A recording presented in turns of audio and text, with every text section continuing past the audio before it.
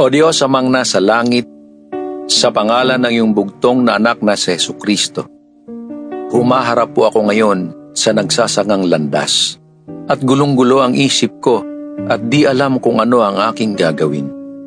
Bigyan po ninyo ako ng karunungan na pumili at gumawa ng tamang desisyon, sapagkat ibig kong manatili sa hayag mong kalooban.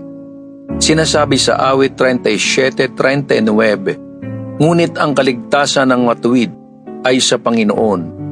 Siya'y ang kanilang kuta sa panahon ng kabagabagan. Isaayos mo po ang bawat hakbang ng aking mga paa patungo sa landas ng katuwiran. Kaya sa bawat sandali ay kailangan ko ang iyong gabay at pag-alalay. Ito po ang samukot dalangin sa pangalan ni Jesus. Amen.